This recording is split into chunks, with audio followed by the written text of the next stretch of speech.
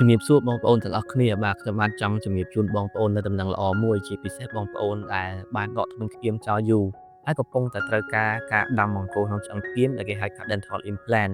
ហើយនៅពេលនេះគ្លីនិកធ្មេញ IU នៃសាកលវិទ្យាល័យអន្តរជាតិបាទបានសហការជាមួយនឹងក្រុមគ្រូពេទ្យមកពីបរទេសដើម្បីធ្វើការដាំបង្គោលក្នុងឆ្អឹងផ្គាមដែលឥតគិតថ្លៃជូនបងប្អូនដូចនេះសូមបងប្អូនដែលបានដកធ្មេញផ្គាមចោលយូរមិនថាមួយគ្រាប់ពីរគ្រាប់ឬក៏ច្រើនគ្រាប់នោះទេជាពិសេសលោកយាយលោកតាអ៊ំពូមីងដែលកំពុងតែប្រើប្រាស់ធ្មេញស្និតហើយពិបាកនៅក្នុងការទំពាដោយសារតែមិនមានដំណឹងល្អនៅក្នុងការទំពានេះបាទគួរតែរូតរះមកពិនិត្យនិងចុះឈ្មោះដើម្បីទទួលបានការដាំបង្គោលនៅក្នុងឆ្អឹងផ្គាមដែលឥតគិតថ្លៃខ្ញុំបាទចង់បញ្ជាក់បន្ថែមថាការដាំបង្គោលនៅក្នុងឆ្អឹងផ្គាមនេះមិនបានកំណត់នៅចំនួនបង្គោលនៅក្នុងការដាំនោះទេប្រសិនបើជាបងប្អូនបាត់បង់ធ្មេញច្រើន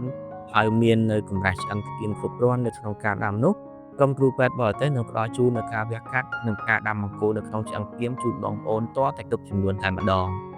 ដូចនេះដើម្បីទទួលបាននូវព័ត៌មានលម្អិតបន្ថែមស្ដីពីការចុះឈ្មោះដើម្បីទទួលបានការវះកាត់ដាំបង្គោលនៅក្នុងឆ្អឹងផ្គាមនេះសូមបងប្អូនឆាតមកកាន់ Telegram នៅក្នុងវីដេអូនេះហើយយើងខ្ញុំនឹងរីករាយក្នុងការពិគ្រោះនិងផ្ដល់យោបល់ទាក់ទងនឹងការដាំបង្គោលនៅក្នុងឆ្អឹងផ្គាមដែលឥតគិតថ្លៃផងដែរហើយនេះគឺជាទស្សនវិជ្ជាទូទៅនៅក្នុង clinic ធ្មេញ IU នៃសាកលវិទ្យាល័យអន្តរជាតិដែលមានក្រុមគ្រូពេទ្យជាច្រើនអ្នកបាទកំពុងតែរូតរះបាទក៏ដូចជាធ្វើការវះកាត់នៅការដាំបង្គោលចូលទៅក្នុងឆ្អឹងផ្គាមជូនបងប្អូនយើងផងដែរបាទហើយខ្ញុំបាទចង់ជំរាបជូនបងប្អូនផងដែរថា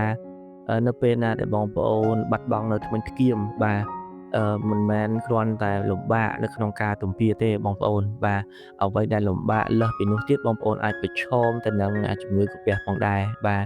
ដូច្នេះហើយតនឱកាសដែលល្អនៅពេលដែលយើងមានគ្រូពេទ្យចុះមកជួយបែបនេះបាទបងប្អូនគួរតែមកពិនិត្យបាទដើម្បីធ្វើការចុះឈ្មោះនៅក្នុងការទទួលបានការដាំនៅបង្គោលនៅក្នុងឆ្អឹងផ្គាមផងដែរហើយអ្វីដែលពិសេសលើសនេះទៀតគឺ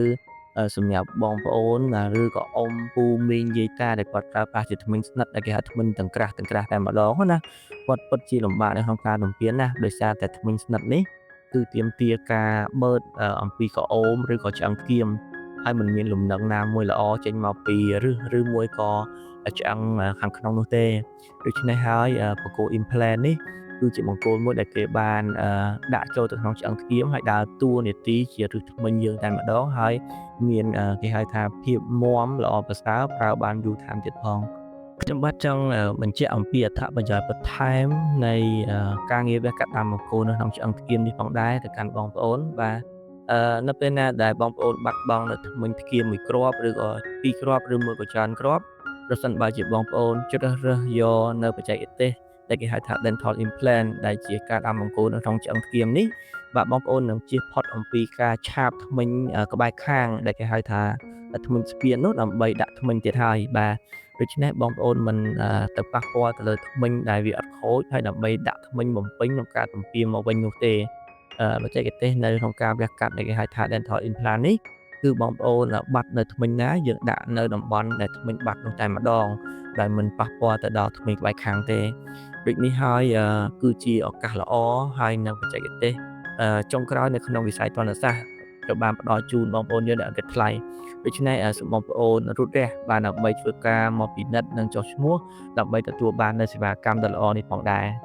ដូច្នេះបងប្អូនអាចតាក់ទងមកកាន់លេខទូរស័ព្ទដែលមាននៅក្នុងវីដេអូនេះដើម្បីធ្វើការសួរនាំនៅព័ត៌មានលម្អិតបន្ថែមផងដែរសម្រាប់ការងារការវះកាត់ដាំបង្គោលនៅក្នុងឆ្អឹងផ្គាមនេះបាទមុននឹងបងប្អូនសម្រាប់ចិត្តថាមកចុះឈ្មោះណាបាទហើយយើងខ្ញុំរីករាយស្វាគមន៍សម្រាប់ការសួរនាំរាល់ព័ត៌មានទាំងអស់ពីសំណាក់បងប្អូនបាទដើម្បីបងប្អូនទទួលបាននូវព័ត៌មានលម្អិតធ្វើការសម្រេចចិត្តឲ្យបានត្រឹមត្រូវដើម្បីធ្វើការមកចុះឈ្មោះដើម្បីដាំបង្គោលនៅក្នុងឆ្អឹងផ្គាមផងដែរបាទ